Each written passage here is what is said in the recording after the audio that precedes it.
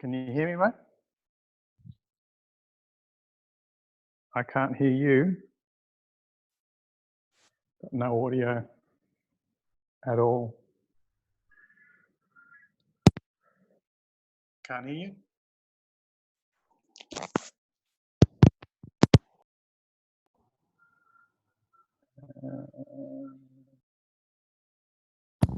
Now, 1 2 1 2. Yep. Yep. Can you Can you hear hear me me? Yeah, I can hear you. Oh, Awesome. beauty. Okay. How's the light levels, mate? I've got strong light coming from one side. Yeah, you're not too bad. You're all right.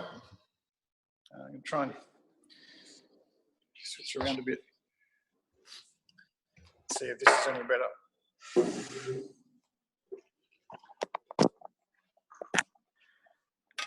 Cool. That's perfect. Perfect. Beautiful.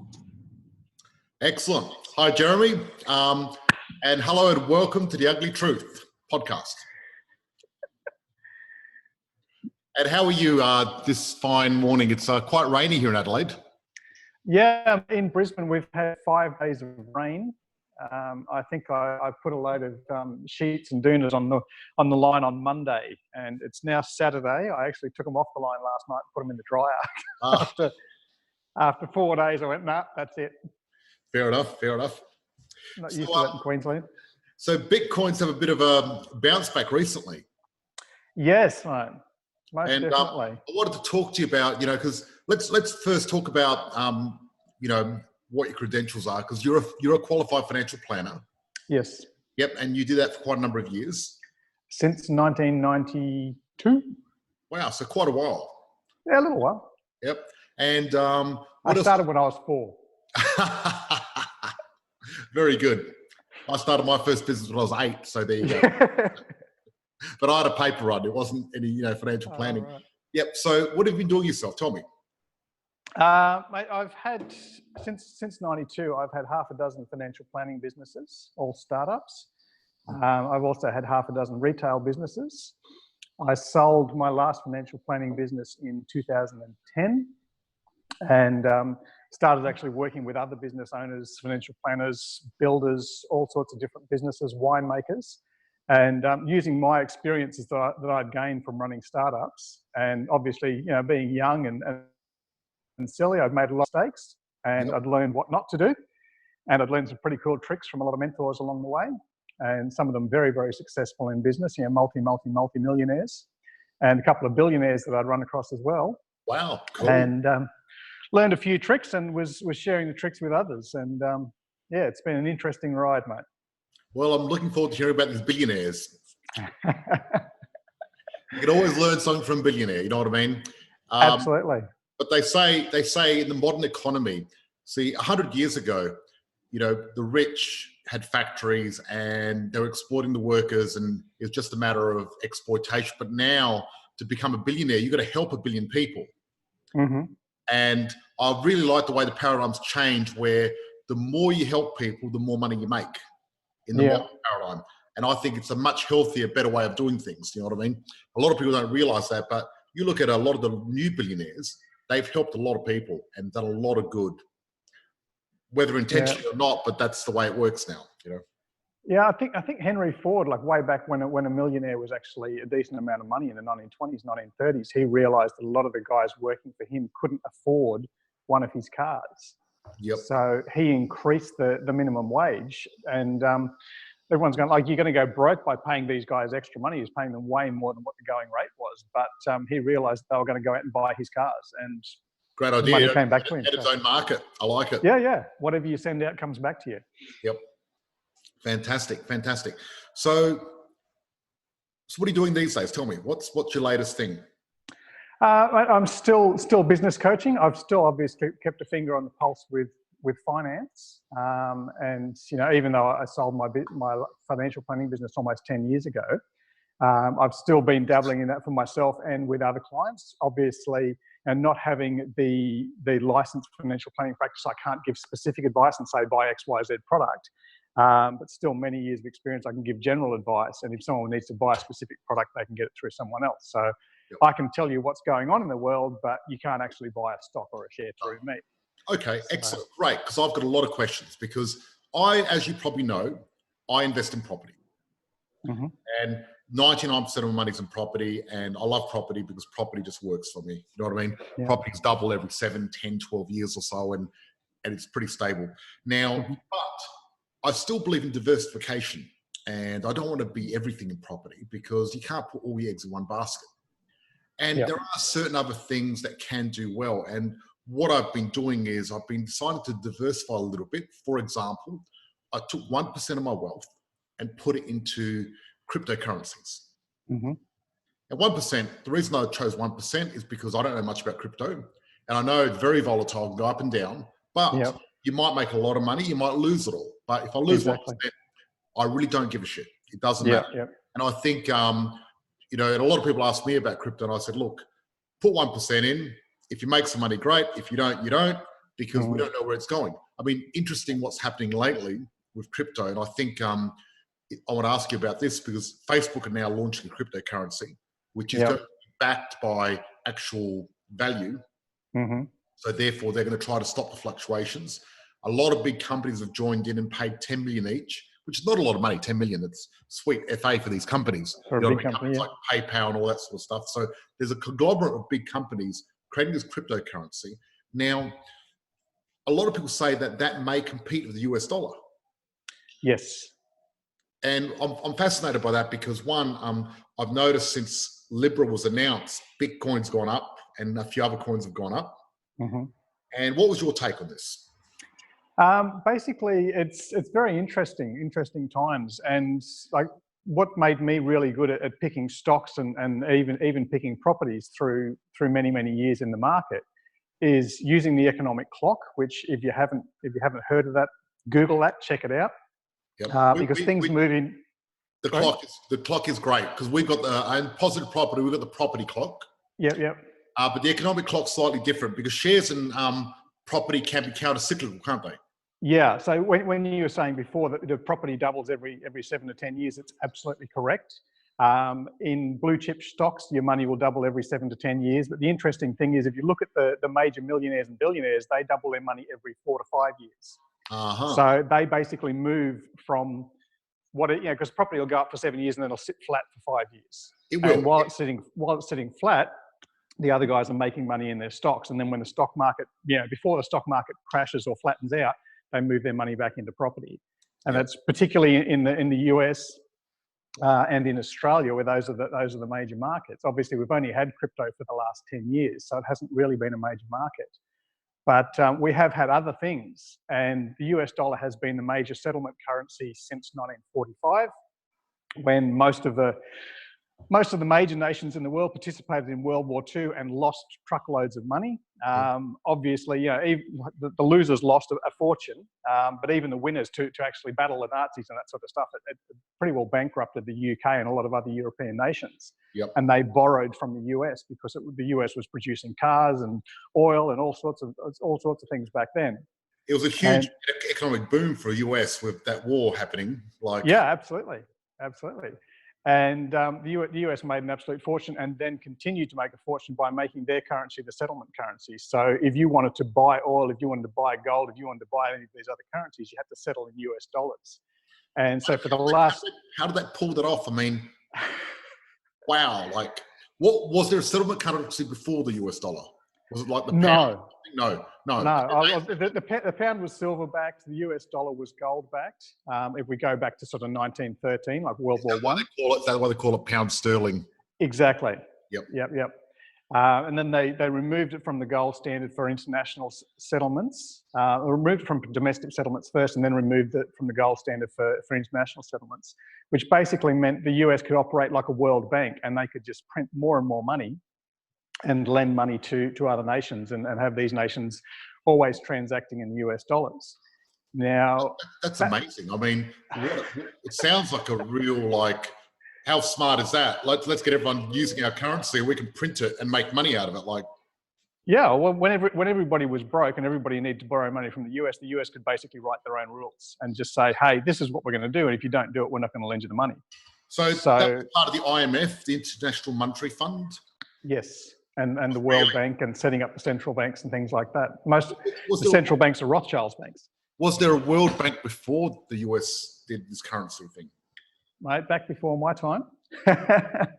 I'm not sure. I think there would have been, because there was a lot of back in sort of World War I, there was a lot of those state banks, and like New York would print their own currency, and Texas would print their own currency and that sort of stuff. There wasn't actually a major mint like the Federal Reserve who was actually printing the currency for the entire nation.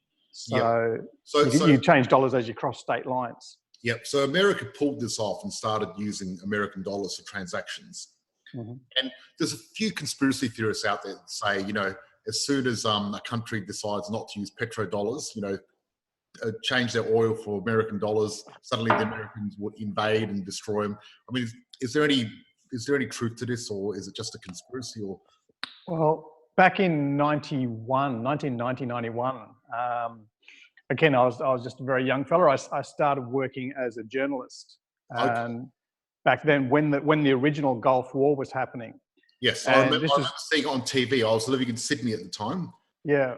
This is before the internet, when we couldn't actually fact check across multiple sources. So we were being told by Reuters, like 10,000 civilians were killed last night, 3,000 civilians were killed this morning. And the story that we were told to print in the newspaper was that Saddam Hussein had actually shipped out all these people from hospitals and schools and things like that and put them around the military targets. So when the US destroyed the military target, they were killing all these civilians. I remember seeing that. And I remember there was some babies, like 500 babies were taken out of incubators. And then they allegedly. found out it wasn't true because there wasn't 500 babies in the hospital or something, correct? Because over there, they could take photos of all these dead civilians and show, the US is bad, the US is terrible. And the US was going, no, Saddam Hussein did this, and he's the butcher of Baghdad, he's a terrible guy.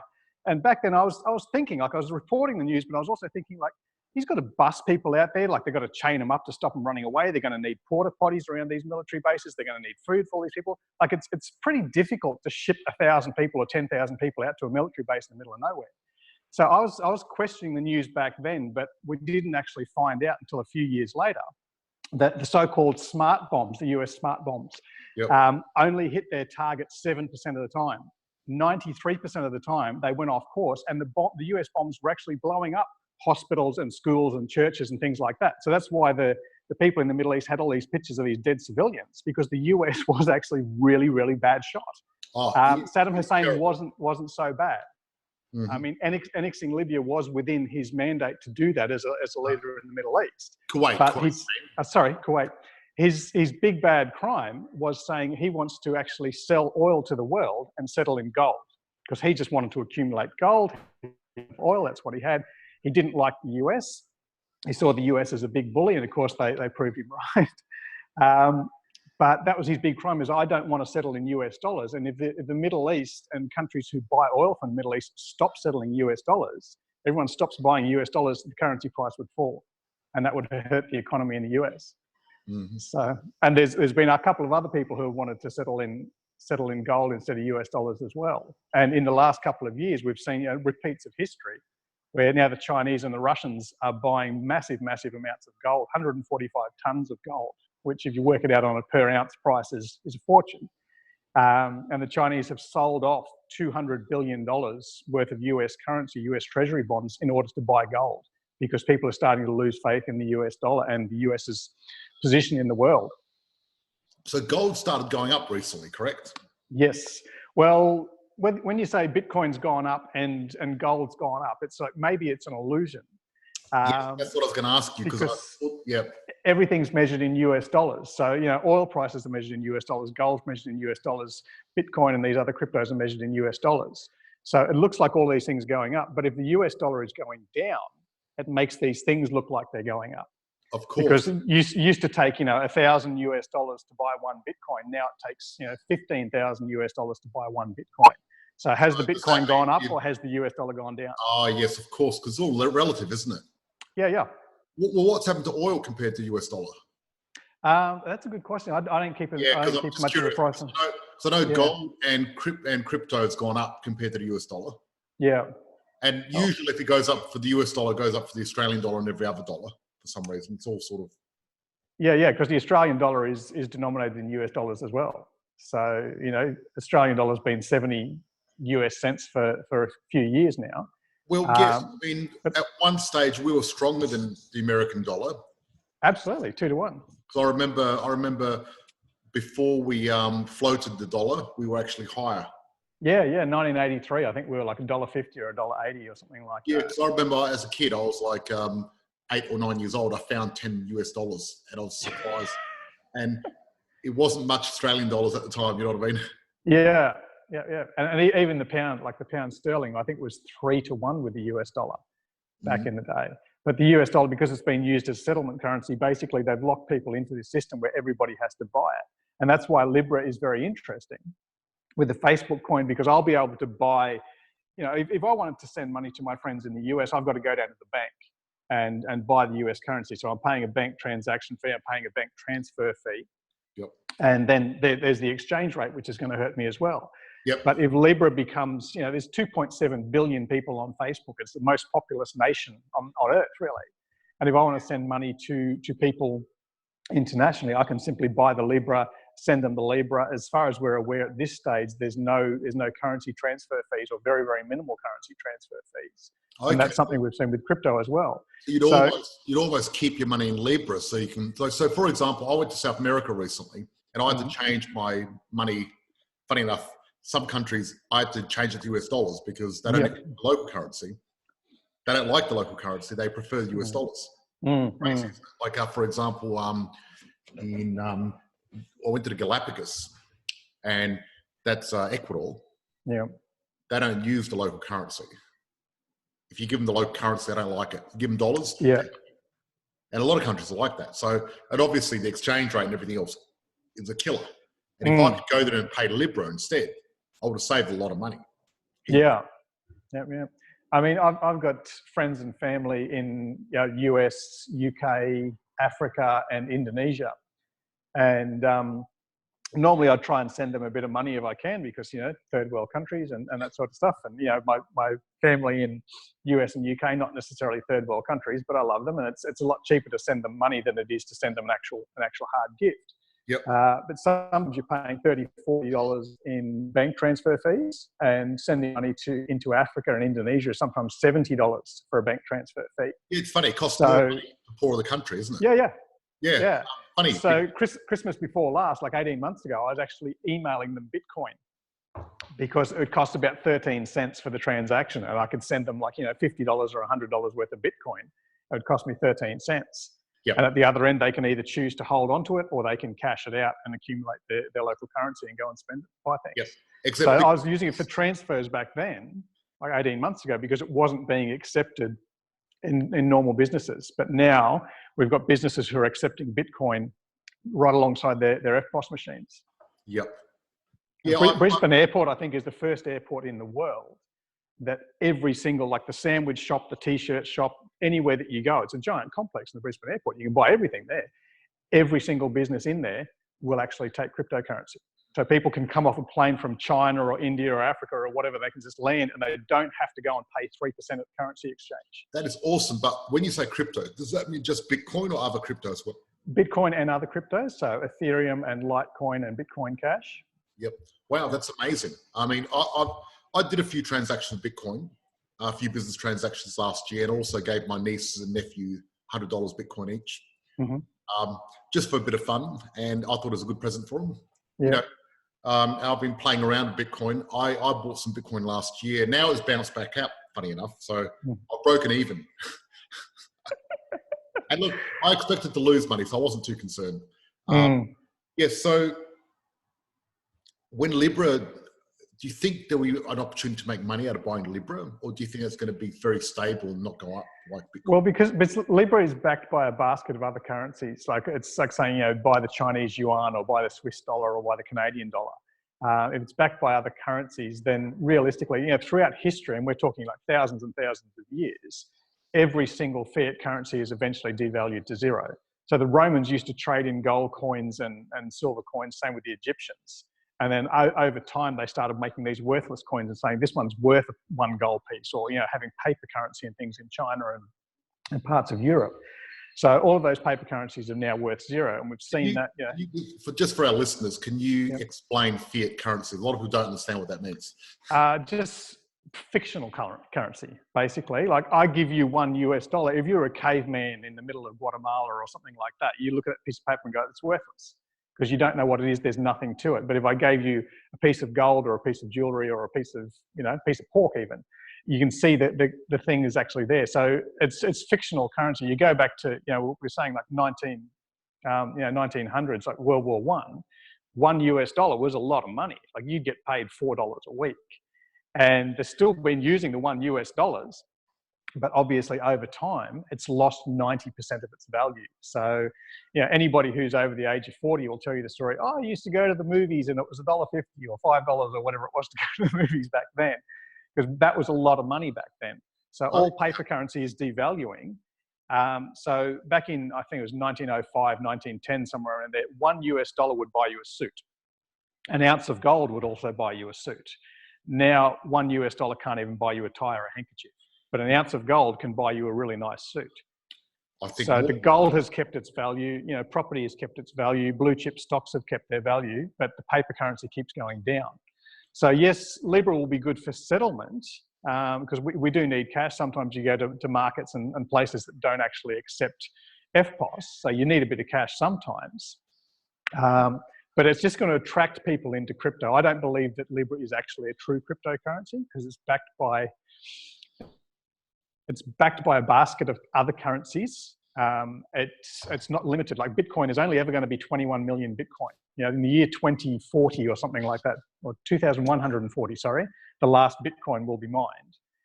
And that's it. There's no more Bitcoin. Like, there's no more gold. There's no more silver. Yeah, the scarcity. Yeah. But with Libra, there will be no scarcity, will there? No, they just keep printing the currency. Like, they keep printing the US dollar or the zimbillions of dollars, or the Deutschmarks or whatever. They just keep printing it. So eventually the value will go down. It's good for settlement, but I believe that Libra will get a couple of billion people interested in cryptocurrency, and then when they see that some are limited, like, as you say, buying a house, land is limited. They're not making any more land.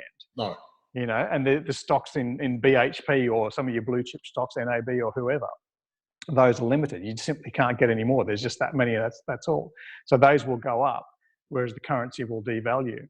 And this is the interesting thing. People look at and go, oh, so-and-so, whatever stock has gone up, or my property has gone up, or gold has gone up, oil's gone up, Bitcoin's gone up.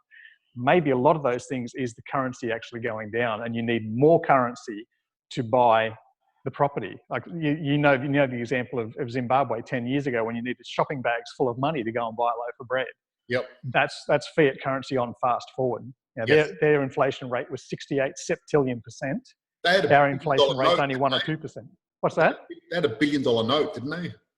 Yeah, I had a couple of $1 trillion notes. I think there was a $50 trillion note or a $100 trillion note that I was carrying around in my wallet for a while. So you're a trillionaire. Well, I say now trillionaire. So okay, with the cryptocurrency. So with Facebook, because the new Facebook currency, if that takes over the US dollar, the Federal Reserve have a problem with that? Yeah, that's why. How are they going to feel about this? The financial regulators have already come out and told Zuckerberg to stop working on the Libra project. They're feeling very threatened indeed. Obviously, what happened in Zimbabwe 10 years ago pretty well, took them from one of the richest countries in Africa to the poorest country in the world, because their currency was just worthless. Same thing happened in Germany in the 1920s after World War I, when the government just started printing the German marks, and it just went down. So you needed wheelbarrow loads full of money to actually go and buy a loaf of bread. So yes, they're fearing the same thing for the US currency. If everybody starts buying Libra, and people on Facebook can just go, okay, I'm going to buy 1 billion Libra and I'm going to buy 60 billion barrels of oil or gold or whatever. It cuts the US out from being the settlement currency. And if nobody's buying the US dollar, guess what? The price has to go down. That's just how the market works. It's just supply and demand. But ultimately, if we have less friction in our transactions, it's better for the world in general, because currencies suck because there's so many transaction costs. It's so slow and very difficult. And really, at the end of the day, we need something where you can just press a button and pay someone. Like I had to send some money to a cousin of mine in Macedonia, and I had to line up at the post office, go to fill out a Western Union thing and give them the ID and pay this massive transaction fee. Where we're Facebook friends, I should be able to just go click. There you go. Here's some money, cuz. Done. Exactly. I And mean, we were doing with Bitcoin and Ethereum like 2 years ago. And it's interesting because, you know, throughout my entire life, it's always been a 3-day settlement. You know, when you buy a stock, it's T+3. Like the money leaves my account, but I don't actually get the shares for 3 days. And if I was transferring money to you 5 years ago, the money would leave my account on Monday, but it wouldn't get to your account until Thursday. I'm like, hang on, we've got the internet. We've had the internet for the last 20 years. Why does it still take 3 days? Is someone on a bicycle, you know, taking this money across to George? Exactly. But as soon as Bitcoin and Ethereum started doing the Lightning transactions, then suddenly the banks go out and go, oh, we'll do same day, because they're trying to compete with the cryptocurrency. Otherwise, people will start leaving the banks. And the banks are holding on to billions and billions and billions of profits every 3 months. They don't want to let that shit go. They make a lot of money. We've got the 4 richest banks in the world in Australia. You know what I mean? And when you look at interest rates, even though people think they're low, look at the highest interest rates in the Western world. Yeah. Japan's on negative interest rates. Exactly. It's interesting that Japan's on negative, some Northern European countries on negative interest rate. How's that experiment working? Well, you've got to be very, very patriotic to go and stick $100,000 in the bank, knowing that in 2 years' time you'll pull out 98,000. You know, you've really got to love your country to do that. But if you borrow money from the bank, you're almost getting it for 0 interest, though, in those because they're trying to get people to spend money because you need money to move around. Otherwise, if it sits in accounts or sits in assets and doesn't do anything, then no one benefits. Money needs to flow. Yeah, but if it sits in an account, then the bank can lend it out. So, you know, that's, I mean, you look at, say, the low interest rates, you know, 1 or 2% in the US and sort of, you know, below 5% in Australia, and go, oh my God, that's really cheap. You know, I can borrow money, but the bank is lending out 10 times as much money as what they've got sitting in there, and it's not backed by gold and it's not backed by anything. It's just made up money, and it may be 1/10 of it or 1/5 of it. Oh, sorry, 1/5 of 1/10 of it is actually backed by property. So if you're lucky. And you know, we've seen collapses in banking system. That's why Bitcoin was invented after the GFC.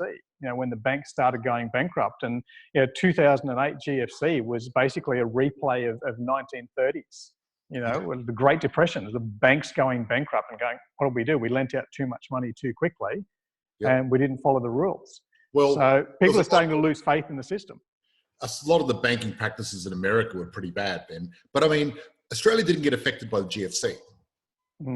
Not much. I mean, slightly. Not much. Not much. And we were quite insulated from the GFC, not GST. So why was that? Why we're so insulated is because we got a lot more rules when it comes to lending and things like that. Because I mean, it's a lot harder to get a loan in Australia. I mean, for example, you need equity and you need a job, and you've got to run a lot of hoops to get a loan here. Where in America, you can get over 100% of the loan very easily. You know, got a $100,000 house, you can get 110 grand, 10 grand to spend on top of that. Like that's unheard of. We used to be able to do that in the 90s here in Australia. We used to be able to get 106, 110% of the loan.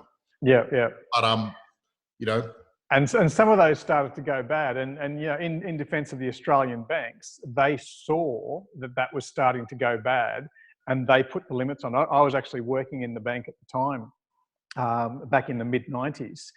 And they said, okay, you know, the Melbourne property price has gone up by like 50, 60%. We expect them to claw back the following year. We expect Melbourne property prices to drop back by 10 or 20% because things can't go up too fast and they drop back, which is what happened with Bitcoin and a few other things. So our banks actually started asking for 10 and 20% deposit, but only for Sydney and Melbourne, because those were the overheated property prices. The rest of Australia was okay. Only Sydney and Melbourne, they started asking for 10 and 20% deposit. And people were up in arms and going, oh, I'm going to another bank. And the other bank started implementing it as well. So my book came out 2 years before the GFC, and I was warning people about this stuff. You know, there is going to be a big collapse, because I was watching what was happening in the US as well as what was happening in Australia. And Australia had started to put the brakes on a little bit, but the US was just still pushing the accelerator. And it was all going to end very, very badly. And one of the things, you know, the Australian banks started winding back on the lending and making the lending a bit more difficult. But also Australia was trading with China. and China was pushing out all these products. You know, US is all buying their iPhones and their cameras and their TVs and that sort of stuff, all made in China. They were borrowing money to do that, but the China were actually buying from Australia the coal, the copper, the steel, whatever to go into these things that they were manufacturing. So Australia was actually doing very, very well by selling the raw materials to China. China was doing very well by selling the finished product to the rest of the world. The US would just continue to borrow, and it went very badly. So anybody who actually read my book and took the advice back then got out of US stocks, got into Australian stocks, got into Chinese stocks, and just sailed through the GFC. I didn't have a single client who lost money during the GFC. We all made money. Yep. And I look, because I've got a very conservative strategy, none of my properties went down during the GFC. And because the top end and the bottom end got hurt, but the mid-range didn't really get affected at all, interesting enough. And it was just the people that were speculating and trying to make quick dollars in property that lost money in property in Australia. Yeah. A lot of them did, because the top end really got hurt badly. And it always does when it crashes. You know, they're the ones that go down 50% just like that. You know? Yeah. Crazy. Everybody was getting greedy. You know, I mean, if you watch The Big Short, if you see people doing things like that for thousands of years, banks had operated ever since the Knights Templars set up the first banks and the first fiat currencies for, you know, instead of carrying gold around, they were carrying slips of paper. They set up the ratio of 12 to 1. You know, for every $100 we've got, we'll lend out $1,200. We'll collect interest on the $1,200. We'll pay out interest on the $100. That was the sacred ratio for like 1,000 years. And then, you know, in the 90s, late 90s in the US, they started saying, well, what if we just lend out, you know, we keep $100, we'll lend out 1,200, we'll put that 1,200 back in the bank, then we'll lend out 10,000, then we'll put that 10,000 back in the bank, and then we'll lend out $1 million. And they started going nuts. And remember, there was only $100 worth of asset to begin with. Wow. And the, what was it, Bank of America and GEA, Insurance America Group tied this little contract where they were letting out like $600,000 based on a $100 deposit. And you go, this is ridiculous. They just sort of followed the rules essentially, but blown the ratios out of all proportion. And that's why these guys lost hundreds of billions of dollars. Like, how could you do that when you had deposits? Well, they didn't have the deposits. It was just all made up. It was just all printed currency, made up numbers on the screen. So I think people are sort of waking up and looking at, you know, what is money now? And when all these other societies, you know, we've seen the fall of Rome and the fall of Egypt and the fall of the Greek Empire and the Ottoman Empire and all that sort of stuff, and the devaluing of their currency. And then for a period, people go back to the precious metals and the gold and silvers, and they start building a new empire. We're seeing the collapse of the US empire right now. Yeah, this is a moment in history, and it's taking years to happen because it's not just going to blow up overnight. But we're seeing that there's less assets, there's a crazy person in the White House, and people are starting to invest in things that are not backed by the US government. Because if the US government disappeared tomorrow, everybody holding US currency would be stuffed, right? Same with Australia or same with Germany or whatever country you're in. But if you're holding property, if you're holding oil, if you're holding gold, if you're holding Bitcoin or something that's a scarce asset, even if it's collectible Phantom comics or Dinky toys or whatever, something that's scarce is still going to have value even if all the paper money disappears. Yep. So what do you think's going to be the future for cryptocurrencies? I mean, do you think they're going to become more stable, or are they going to make people going to make more money in them, or what's going to happen? Because, you know, some of them have fallen down and disappeared. You know what I mean? How do you choose a good cryptocurrency? What do you do? Like, mate, it's a really good question. I'm glad you asked. Because I've got a system for choosing stocks that I've been using for 25 years. And when it works really, really well. Like, we can have 600% gains in 6 months. When it doesn't work, it still works well because, as I said before, like even during the GFC, not a single one of my clients lost money. We made money, might have only made 10 or 15%, but when everybody else is losing 50%, that's still pretty good. That's excellent. That's amazing. And I've got a 9-point criteria for choosing the best stocks, which is outlaid in my book. And then a few years later, when the cryptos came out, I actually adapted it to a 4-point plan for choosing the best cryptocurrencies. And that's why we started up Trillionaire.com, which is like a not-for-profit organization where people can actually go there and learn about which cryptos are doing what. Because obviously Bitcoin its only value is its scarcity, right? Realistically, it's like gold. It's scarce. It just does its thing. And there's other ones that are basically like an IPO, like they're raising money. So like Power Ledger, they wanted to list on the stock exchange and need the minimum of $1 million to list on the stock exchange. They didn't have $1 million. So they listed as an ICO and said, we're going to raise money and we're going to set up all these solar farms and we're going to start selling power from each person. Whoever's got solar panels on their rooftop can sell their solar power to the next door neighbour. Mm-hmm. And rather than going to the electricity company and selling your electricity to the electricity company for 20 cents and they turn around and sell it for 60 cents, you can sell it directly to the neighbour for 50 cents. It's peer-to-peer. So Power Ledger is doing this. Fire Lotto is doing something else. And we've got like 50 cryptocurrencies in our Boston coin at the moment. It's the first crypto ETF. So like a mutual fund. So you buy one Boston coin, you get 50 different cryptocurrencies. Wow, okay. But in 2017, 90% or 92% of the ICOs that launched in 2017 were not there in 2018. 92% of them went broke, disappeared. They were scams, they were whatever. That's huge. We didn't lose a thing because we applied this 4-point process and went bang, bang, bang, bang, bang. This 4-point process? Or what's that? Do you care to share a few of these 4 points? Yeah, I can share it with you if we've got some time. I'm just going to plug into batteries while I'm walking around the house. But it's also on trillionaire.com. We give it away for free. Okay, so trillionaire.com.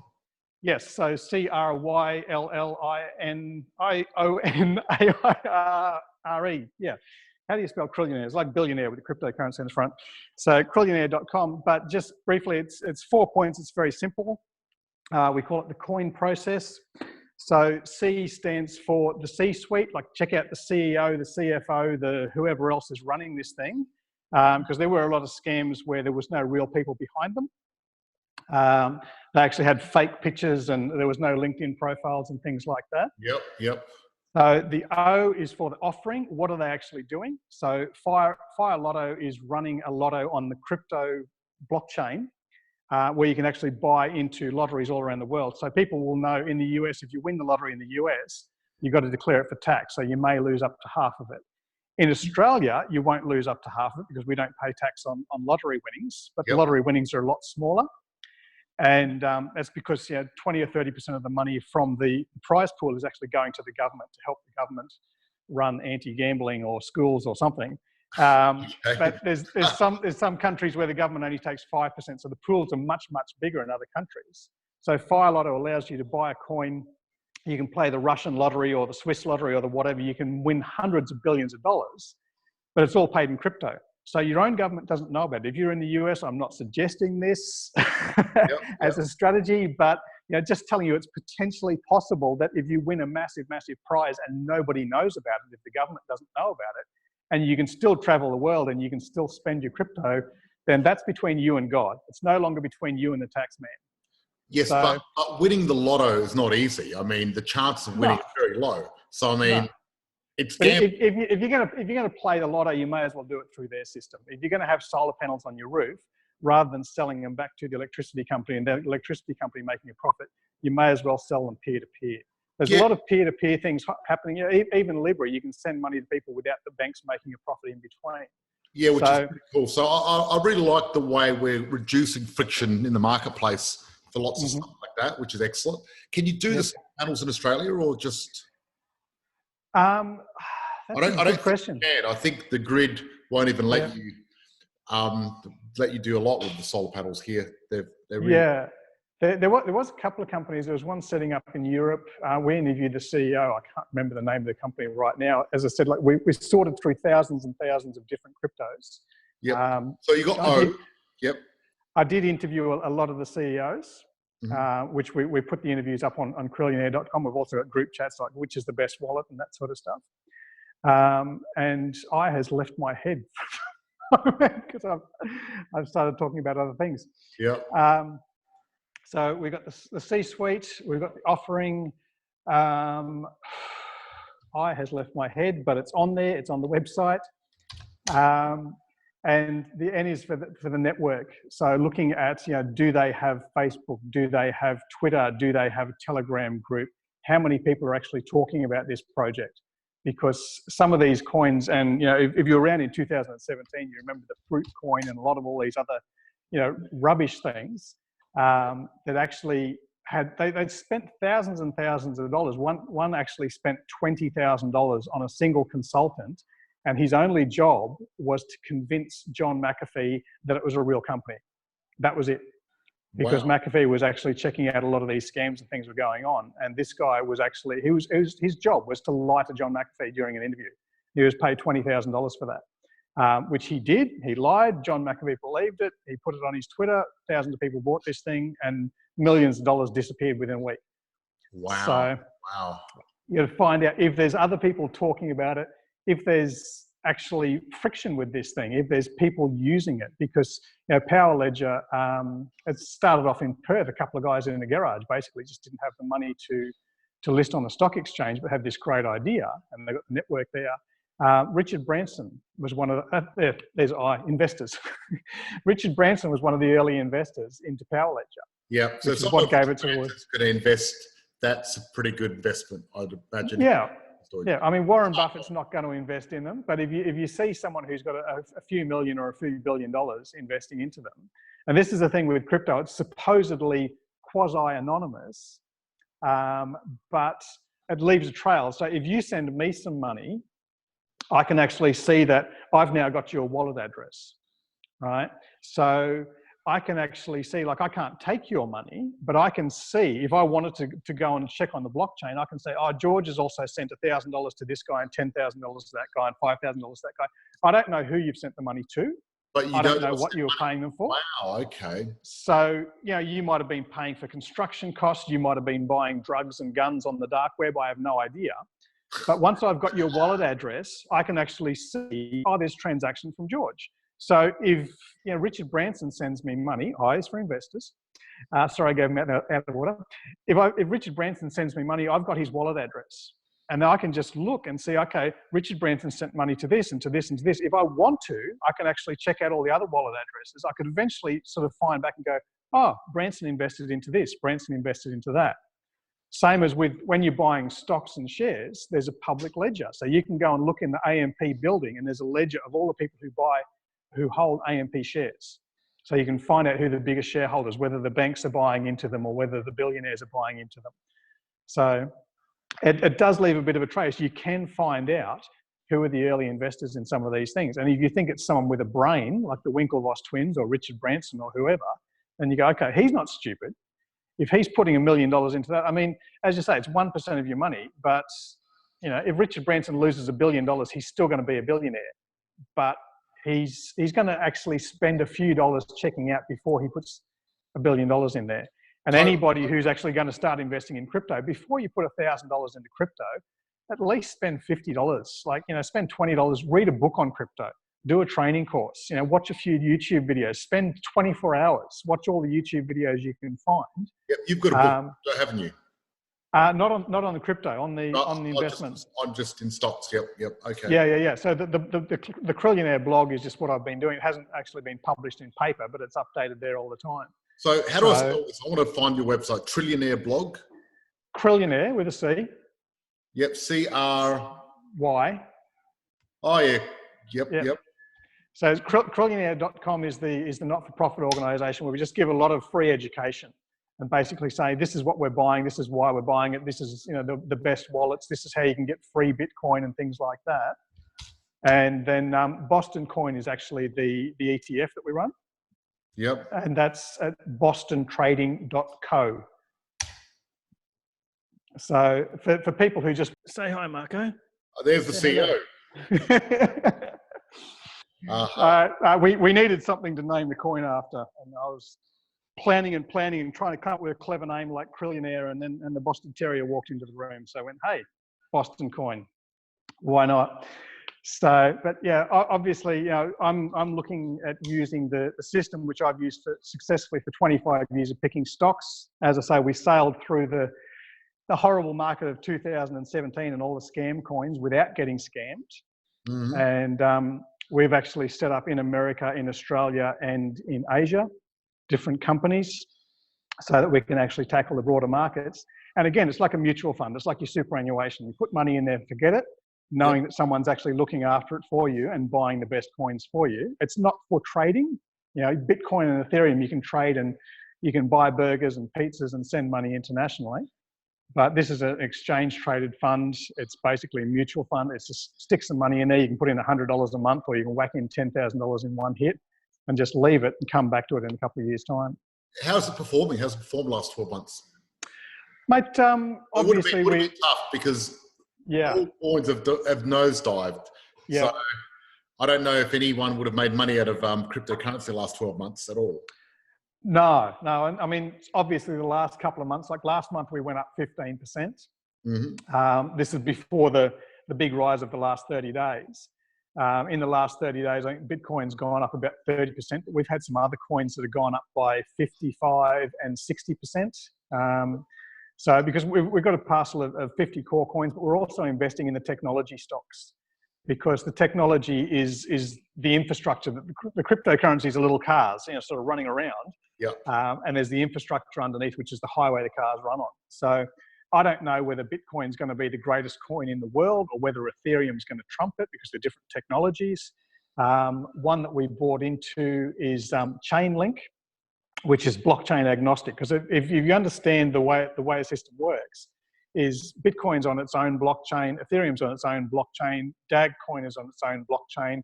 These ones can't talk to each other. Yep. But Chainlink came out with a technology that enabled each blockchain to talk to each other. Wow. So you could actually transfer money and ideas and smart contracts in between things. And we looked at this and went, hey, this sounds like a great idea. That's a great idea. We applied the 4-point process, had a look at the CEOs, had a look at the offering, had a look at the investors, had a look at the network, and went, oh my God, this is amazing. So we bought into it. What's it called? What's it called? Chainlink. That sounds really cool. The code is LINK. So we bought into it maybe about 6 weeks ago, and probably like 3 or 4 weeks after that, they signed a contract with Google, because Google wanted to be able to talk in between all the different blockchains. Yep. Now the stock went up, I think 60 or 80% overnight. Wow. In like June 15, it just went bang, went straight up. We're like, ooh, we got into that before Google. Like, we done well. So yeah, obviously, as I like, first 6 months of last year, things were sort of going south for the winter. But the good thing was we didn't have any scam coins. We didn't have anything that disappeared to zero. We had a few that went down by 30, 40% in value, because Bitcoin went down, Ethereum went down, all the major coins went down, and a lot of the altcoins followed it. But when the bounce back happens, we're bouncing back and going, okay, that $100 coin went down to 30, now it's up to 50, which is good, but we didn't have any that went right down to zero, because once they go to zero, there's no coming back from it. Exactly, that's right, exactly. And with coins, you expect that to happen, the big fluctuations. Okay, so that's interesting. That Chainlink sounds amazing. So in regards to stock, what are your favorite stocks at the moment? Like, is it technology based? Because I've been looking into different stuff, and I've been interested in some of the, there's a lot of companies now that are working on longevity. Yeah. And that's going to be a massive market. And there was a book called Juvenescence. I don't know if you heard of that. They invest in companies into longevity, because there's a lot of things that are going in second and third trials now, third stage trials, which are pretty amazing stuff. Yeah. That have had a massive impact on mice and monkeys and things like that. What are your thoughts when it comes to stock? What sectors are going to go up? Because obviously, my philosophy is pretty simple. Apart from the 9-point checklist, is I look at investing where you spend. So the people who were buying Yahoo shares and Google shares back in the 90s before the tech wreck, I was like, I use Google, but I've never paid Google any money. I might use Yahoo for the stock checking, but I've never actually paid Yahoo any money. And Yahoo shares went from $10 to $140. And people are going, you're crazy if you're not buying these shares. But there's nothing behind it. Like, they don't make a profit. I don't understand. But meanwhile, like, I'm going down to Coles, or I'm going to Woolworths, or I'm going to the petrol station. I'm handing money over to these guys all the time. Yep. So my advice to first-time investors is make a list for like 60 days. Keep a list of everywhere that you spend your money. And at the end of 60 days, you can go, okay, look, I gave this much to the grocery store, I gave this much to the petrol guy, I bought a couple of tires, whatever. Then have a look at, if your budget's not real good, look at what you can cut back on, 5 or 10%. And then say, okay, if I'm going to be buying tyres every 6 months for the next 20, 30 years, even if you've got a driverless car or you're using an Uber, someone is wearing their tyres out. So you can actually buy stock in the tyre company. You can buy stock in the petrol company. You can buy stock in the grocery company. And obviously in fashion, we've seen this over time. Like 20 years ago, people were buying Rip Curl or Mango t-shirts and things like that and go, okay, I'm going to buy stock in that. But after a few years, that's no longer cool. That's no longer fashionable. Yep. People are now buying billabongs. So you go, okay, I'm going to sell that one and I'm going to buy this one. And it always means that you're in the right place at the right time, because when billabongs started going down, the people who actually shopped there knew it was no longer cool. But the people who were investing into them didn't know, because billabong's having a bad quarter. They announce it to the newspapers, 3 months later or 6 months later, it comes out in the news. And it's 12 months before you finally realize that they're going broke and I'm still holding stock. But anybody who's going there on a weekly basis or a monthly basis and parting with their money knows.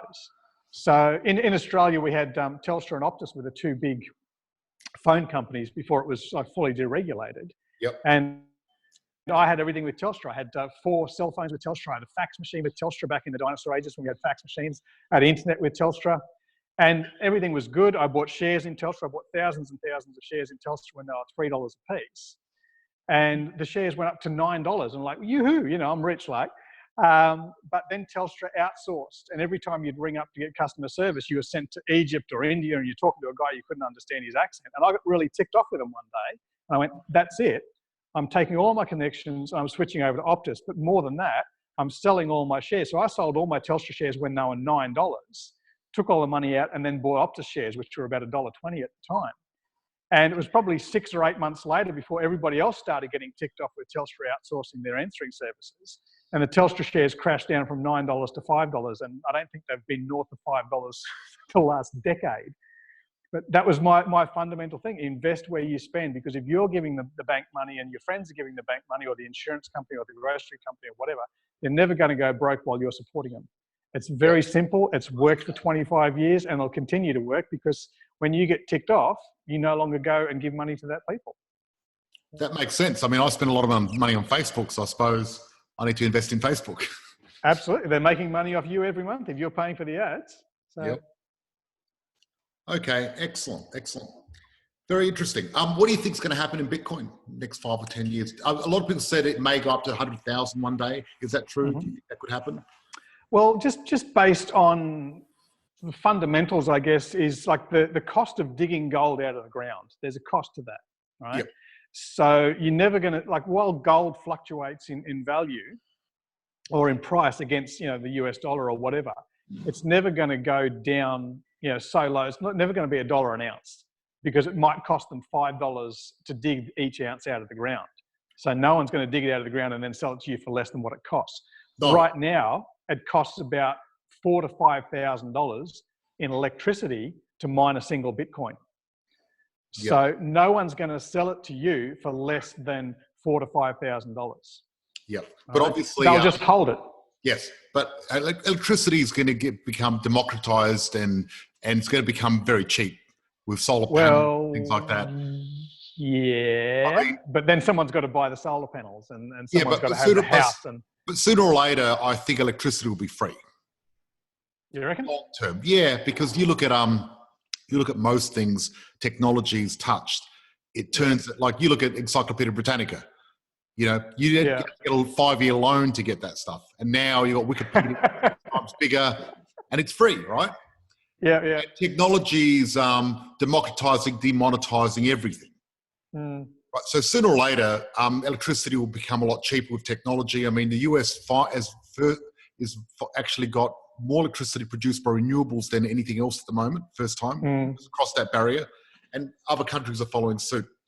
And also, like for example, you said about mining gold. I mean, there was the mining companies in South Australia. They were copper mines, and they closed down for years. Yeah. The price went up, and they opened them up again because it started becoming viable again. Yeah. So the price does affect the mining as well, and vice versa. Because so no one's going to dig it out of the ground if it's not worth their while. No, I mean, Bitcoin, for example, everyone stopped mining it at one stage, and then suddenly it went up, and everyone just said, "Wow, we're going to start mining the shit out of this stuff," right? Yeah. So there's also the halvening happening next year. So it's going to take you twice as long to get half as many Bitcoins with the mining. So again, that's a scarcity thing. What's happening next year? What's happening next year? It's what they call the halvening. So right now you might be running your processor in like 100 hours to get one Bitcoin, but then next year, as for May 2020, you'll be having to run for 200 hours just to get one Bitcoin. Wow, really? So yeah. So that means that next May Bitcoin may go up. Well, it's starting to go up now in anticipation that every coin we're going to be buying in the next 12 months is going to be more expensive as far as resources, electricity, processing power, that sort of stuff. And then another 4 years, 2024, it's going to halve again. So you have to run this processor for 400 hours just to get one Bitcoin. Why is it halving? Why? That's what's built into the fundamentals of the software. So the people who are saying, yes, I used to buy Bitcoin on my laptop, yeah, you could do that in 2008, 2009. But then 4 years later, you couldn't. You needed 4 laptops all linked up simultaneously to get the same result. And now they've got huge banks, basically shipping containers full of computers running 24 hours a day to try and do what your laptop did many years ago. Because the guy who invented Bitcoin knew that processing power increases every 18 months. We've got faster and faster computers. Like your iPhone now is much more technologically advanced than the laptop you had 5 years ago. It's got more gigabytes, it's got more RAM, it's got more processing power. Yep. So totally. to stop the Bitcoin coming and flooding the market when everybody's got these super processed computers, every 4 years, the Bitcoin supply halves. So that's why the last Bitcoin will be mined in the year 2100. No matter how fast our computers are, it keeps halving and then halving and then halving and then halving and then halving. So it gets harder and harder to scrape the bottom of the barrel. So 2100, that's it. So that'll be the last Bitcoin mine. So we've got a cutoff point, so that intrinsically gives Bitcoin a lot more value. Is there other coins that have done the same thing, or? There's other limited coins, not as clever and not as old, and certainly don't have the history and the open source nature of Bitcoin. Because anybody who wants to improve the code can jump in there and improve the code with Bitcoin.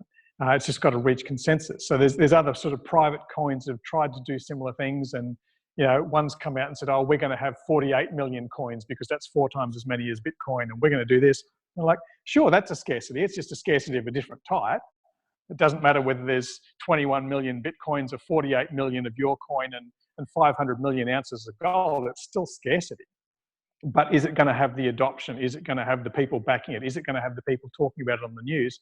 I'm not sure. And this is why if you're launching a new coin, sometimes you need to spend millions of dollars in marketing just to let people know it's around. Because who's listening now? Who had actually heard of Bitcoin in 2008, 2009? I think I didn't hear about it till 2012, 2013. It just took years and years and years of these nerds using it in back alleys and back streets and in their own little clubs before it actually reached the wider community. It's just an underground success story. But now you want to get out and announce things on Facebook. You don't want to wait 5 years for people to discover your brand. No, yeah, you need the marketing and you need the market sentiment. Market sentiment is so important with any of this sort of stuff because really it's just an idea. Yeah. And it's crazy when you think about it, but that idea... No more crazy than passing pieces of paper around. No, yeah, same thing. It's an idea. But the piece of paper's got something solid about it, a piece of paper, but that's all, you know what I mean? But yeah. Yeah, there's some other interesting alternatives and low-tech alternatives. Like there are people who actually produce like a 1 ounce piece of gold that's the size and shape of a credit card. And it's got lots of little, what do you call them? Little dotted lines in there, so you can actually crack off, a 1/16 of an ounce of gold, and you can give it to someone and that sort of stuff. And you go, okay, I can put this in my wallet and carry it around like a credit card, but I don't think we're at the stage where I can go to the grocery store or the petrol station and crack off a little piece of this gold and give it to the guy behind the counter. No, you couldn't use gold to buy things, no. Yeah, maybe we can, in a few years' time when there's the zombie apocalypse or when the US dollar disappears or something like that. And there's also another company which has actually come out and printed their own banknotes and they're a polymer, like a plastic banknote, like the Australian note, but it's actually got a micro foil of gold inside the banknote. So they're saying, like, these things, you know, the Australian dollar is only guaranteed by the Australian government, who could go bankrupt. US dollar is guaranteed by the US government, who could go bankrupt. This company is coming out and saying, there's like $18 worth of gold in this, you know, or there's $50 worth of gold in this. However many ounces of gold is in that little thing. And you can actually use those notes.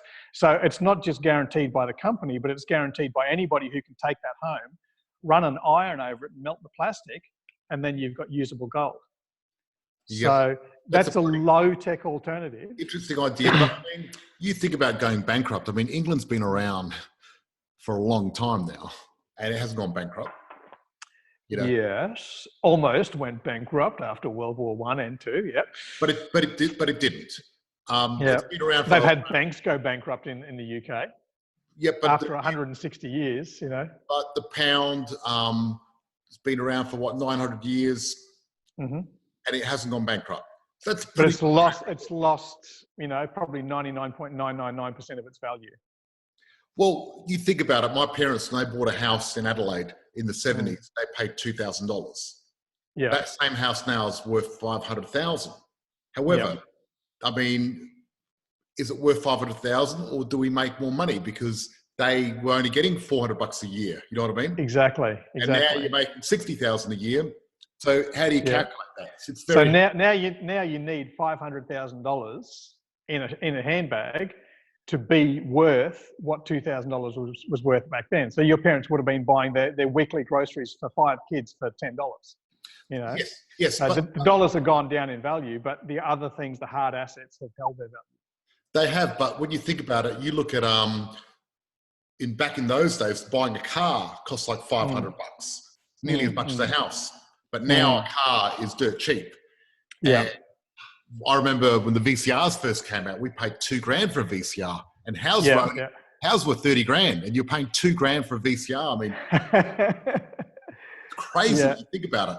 Now, a new video player came out now, and it was $20,000. You wouldn't buy it. No. But in those days, you would. Because we've seen the advances in technology now. Yes. You know? So like right now, you've got your $40 smartphone that can take a picture and open Facebook. You're holding in your hand for $40. You're holding in your hand more technology than was present in the entire world back when the moon landing took place. Exactly, which is amazing. So you think about everything's becoming cheaper, except for property. Yeah. Because they don't make any more of it. I mean, gold, they don't make any more gold. So there's certain things that are limited that are just never, you can't make more gold. However, technology can help us get more gold. Yeah. I mean, we can have robot drones digging gold rather than gold miners and things like that. Because technology makes things cheaper. So, for example, seawater's got gold in it. Actually, it's got just about every metal you can think of. And if you had a little drone floating around, it could almost just sift it all through and create gold. You know what I mean? If the technology was sufficient. Because you think about, where was it? A long, long time ago, aluminium was very rare. Yes, rarer than gold. Yes, and the French king had a set of aluminium cutlery, only reserved for the best guests, and all the other guests had to use gold. Now, these days, we'd laugh about using aluminium. Apparently, the guy that discovered how to do aluminium, he got killed or something because they didn't want him to spread the word. Yes, because it was so rare and it was valuable because no one else could do it. But that was all a matter of technology. Now, it's cheap because of technology. So technology is really making everything a lot cheaper. Yeah, so I mean, you might have to sift 1 million tons of seawater in order to get an ounce of gold. But as you say, advances in technology and even machines making other machines and things like that, because we've got that technology now where a robot can actually make another robot that's too big for us to actually manufacture in a factory. So they make 5 robots, send them out into outer space or the bottom of the ocean or out in the middle of the desert, and they actually make this super thing. There's possibilities of that. And again, this is why Bitcoin's got the built-in thing where it halves every 4 years, so it gets harder and harder. And harder. So Bitcoin's never going to go down, I don't think. I'd never like to say never, but I'm saying there's a lot of inbuilt things in it to make sure that it's going to go up. There's a flaw. There might not be a ceiling, but there's a floor, because again, no one's going to sell it to you for less than what they paid it for. You know, I mean, your parents paid $2,000 for that property, and over the next few years it went up in value, and, you know, we might have had a world war or Vietnam or, you know, crisis or something like that. They wouldn't have turned around and sold that property for $1,500. No. Probably, no matter how desperate they'd get. They'd give it to friends or family. Well, they lived in it, so property's different. You live in it, so you can't really, even if it went down to zero, you wouldn't sell it, because where do you live? You know what I mean? But investors, mate, you have thousands of properties and things like that. Yep. So there we go. So if people want to learn more about this stuff, where can they go?